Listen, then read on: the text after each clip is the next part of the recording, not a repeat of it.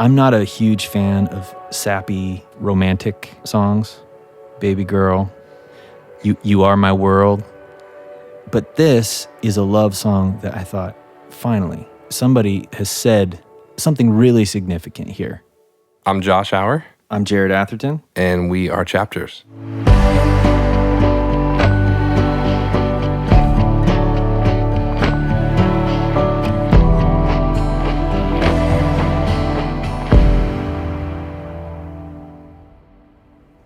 I had this demo, a year ago? Yes. You liked it right from the start. Loved it. It started with you that we did this, I would say. Because I actually wasn't a big fan of it. Right. I loved the changing of the tempo and all of that. I grew to hate that idea, though. We should talk about that. We have so many time changes in this, beats per minute. It fluctuates from 102 to 116, like all the time. All over the place. It turned out to be a nightmare. Nightmare is probably an overstatement. But in production, it turned out to be a nightmare. Right. It was. We were surprised how many times it became an issue. That's how I would say it. And it just ended up being something that slowed us down a lot. It's worth it. Happy with where we Why do we do that? I forget. The demo at the beginning, you had this very free guitar part. The verses, you wanted them to soar a little more and then the chorus felt best at a different tempo.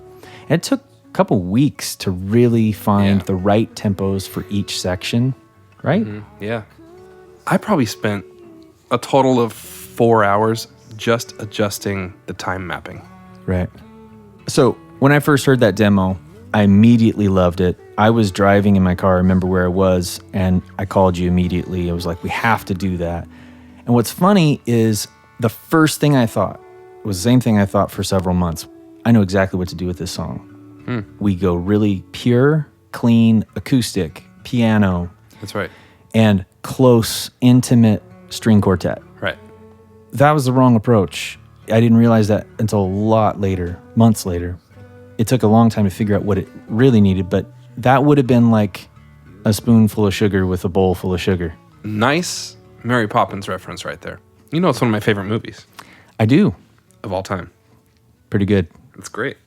So, yeah, we needed to counterbalance it with some grit. So we start this tune with some really messed up stuff. I did a lot of experimentation, recording all kinds of sounds around my house and putting it into this cheap, old, early 80s Yamaha sampler. You just said Yamaha. Is that not how you say it? No one knows how to say that word. Right. So I did that. Scholars maintain. Agree to disagree. But you didn't, after you did that demo, you didn't connect with the tune. No. Well, I set out to create the world's first love song in 3/4. I don't know. It just felt like, what are we going to do to this? And I didn't have the answer to that until Jerad came along. And as soon as I heard all this crunchiness and this, like, these beats, and I'm going, okay, this is a completely different take on this. And like you're talking about, it just balanced everything out. And it gave me a little bit more freedom to do really high, airy stuff without being like, I don't know, without it just being a drag, you know?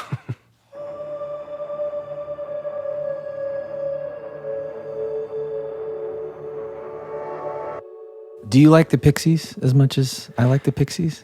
I love that stuff. I did that for you because I know you love them. You added this on the verses. Yeah, just movement. Yeah, underneath the piano.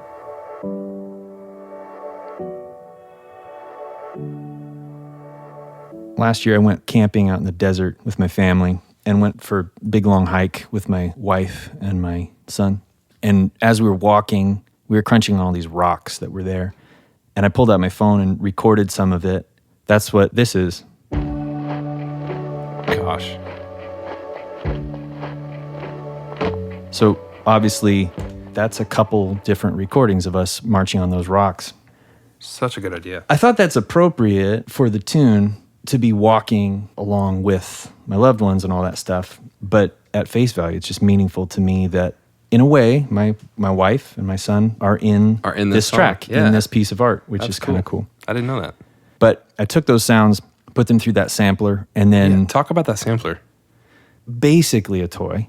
Yeah. It has only a couple little things that it can do. So you can sample something in and you can play a little over an octave. Anyway, that has a really cool sound. But it doesn't have like a destruction mode or something? It has it calls it fuzz, and it gates and distorts it in a really unique way. Yeah. And then you can take those sounds and reverse them and do a couple other little things, but it's pretty baked in. There's not a lot of parameter that you can adjust with it.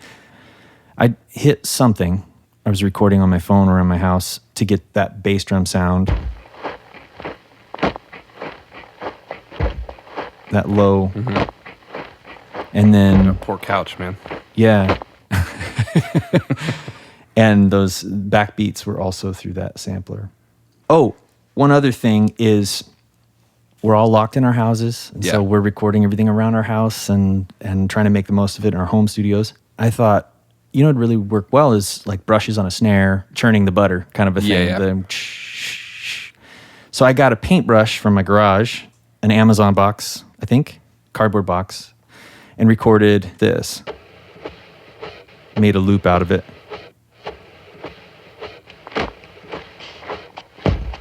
Stupid. And that stuff's just so exciting to me because it just throws it out in left field. Like sometimes I expect to hear, like you're talking about, the go-to stuff, Even to do that on a snare would be standard. Yeah. And it would be fine. It'd be beautiful. But to take a paintbrush and it's just a way to have a totally different creative outlook on it. Mm-hmm. It's more rewarding. Yeah.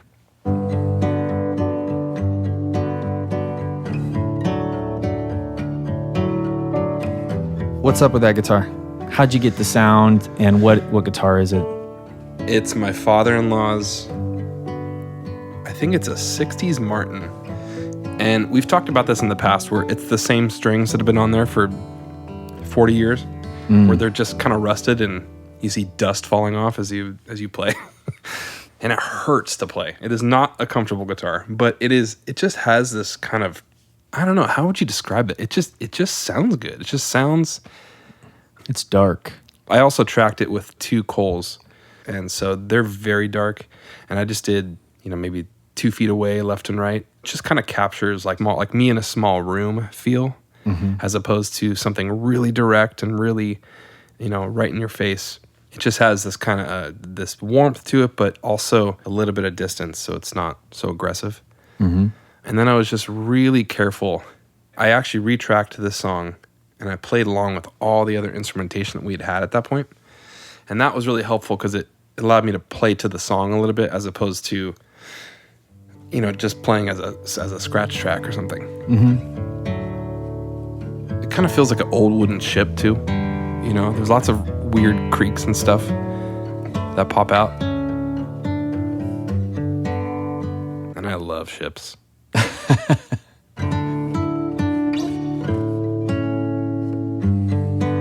Now, hold on. Yeah. You write acoustic guitar songs all the time where you're finger picking, doing alternate tunings and creative chording and stuff. Where does all that come from? Well, I really don't have a lot of knowledge of the guitar. It always starts with a melody in my head, and I don't care what tuning or what my hands need to look like to get there. I'll just mess around until I can actually play what's in my head. Mm-hmm. So I forget what the tuning is on that one. It's probably something standard that people do all the time, but and it's great to not question it too much, or overanalyze it. Yeah. This is on the chorus. Wavy strings. Yep. And glockenspiel. Some sound design. Love it.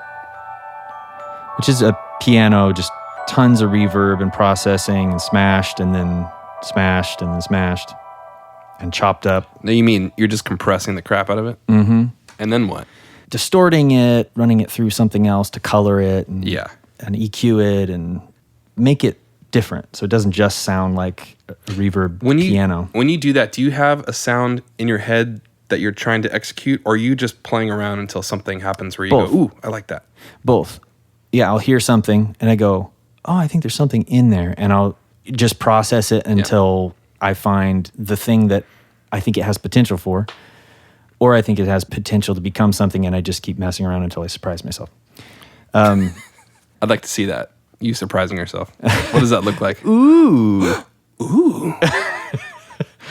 And then those things together. Pretty. It's pretty, but it still has this layer of filth under it. And it's kind of appropriate. Love, marriage, relationships, they're not always pretty, you know? Dude, last thing I want to hear in a love song is like, girl, I love you so much because the way you shake that booty, I'm so tired. But I think our biggest fear tends to be being found out for who we really are, seeing who we really are, Sure. and not accepted for it. Yeah. If that's true, the height of love and affection would be to be known fully and accepted through that. There's nothing better than that. That's worth singing about. Yeah, and again, I think that right there is a wrestling between this beautiful side of love and this dirty, grimy side of relationships. I mean, there's such a balance there. There's such a relationship there. It's not all one thing. And so I think if you only focus on one thing, then you're not being true, at least for, I don't know. Maybe we should just write a song about booty shaking. A lot more people would like it. All right, chapter 6 is going to be insane. Over and over anew, seen and known. It started with you. That was the first lyric that I had for the chorus. It started with you. I kind of built the rest of it around that. Mm-hmm. Like you said, just the idea of someone seeing you, someone like almost feeling not worthy of it. The first lyric you had was, couldn't believe it, I couldn't see it, how someone could love me. Someone could love me. Why'd you change it to for someone to love me? Actually, that's not true. On the demo, it is for someone to see me like you do. Well, I'm an idiot. Well, yes. Yeah. But I did change it to how someone could see me, and I just liked the way it sounded better. But then as I was listening back before we started mixing it, something about that sounded really aggressive. Like, there's a lot about me you should not love. Yeah. You know, it was a little more well-rounded to say, for someone to see me like you do. It's like, through all of my stuff that I carry with me, for you to see me how you do, I can't believe that. Right. That makes more sense to me than, how could you love me? Mm-hmm. It just seems too dark for the song. And Right. that's not the message I wanted to portray. Yeah. I think the song means a lot to us because we can relate to it. I realize that's not everyone's story, you know? Yeah. How blessed we are. And I caught you by eye for the first time. This sounds like a story to Yeah. me. There's parts of this that sound like a story. Is any of this song from life experience? Yes and no. So the idea of seeing someone for the first time, that's not my story with my wife, but I did have this idea of this encounter. And I'm fine with the fact that this song isn't only about my experience.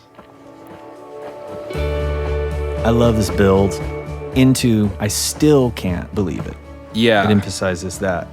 We were hoping that the music would, echo the same sentiment of the lyric. I still don't believe it.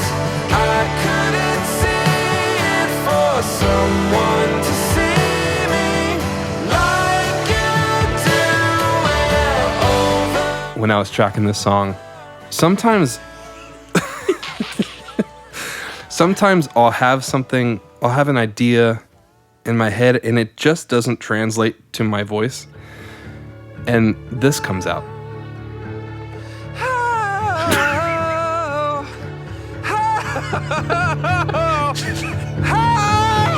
Still don't believe it. So this first one was real. This first part here.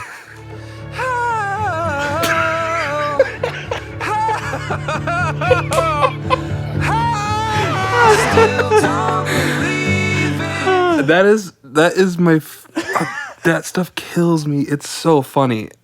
Immediately I bounced that and I sent it to you. And I just named it Singing is Hard. Actually, I sent that to seriously 15 people. And then you just shut it down for the day. You just went home after that. Oh, absolutely. It's not going to get any better than that. This guitar was kind of fun, though. One of the last things that I did on the tune.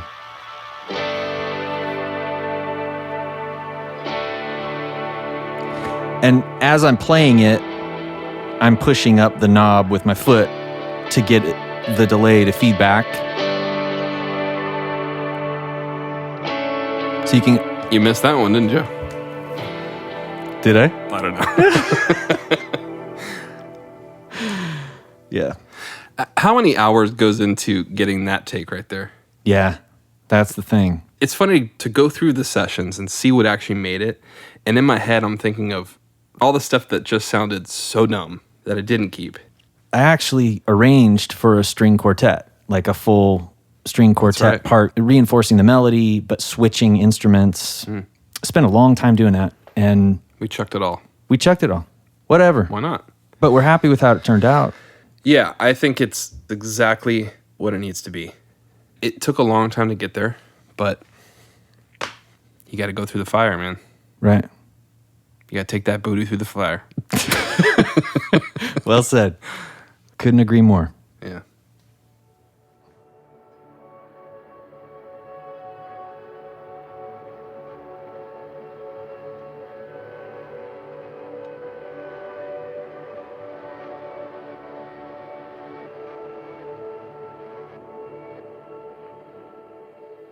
Stars overhead, turn my head and I caught you by eye for the first time. My life to serve, look no further, I'm finally found something to hold on to. I couldn't believe it, I couldn't see it, for someone to see me like you do, and over and over anew, seen and known. It started with you.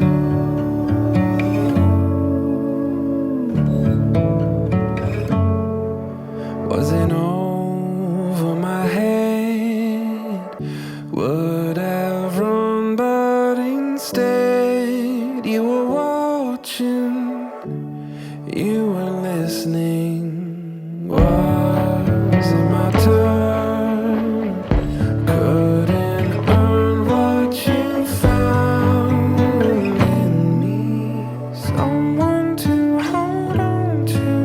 I couldn't believe it, I couldn't see it, for someone to see me like you do, and over and over anew, seen and known. It started with you.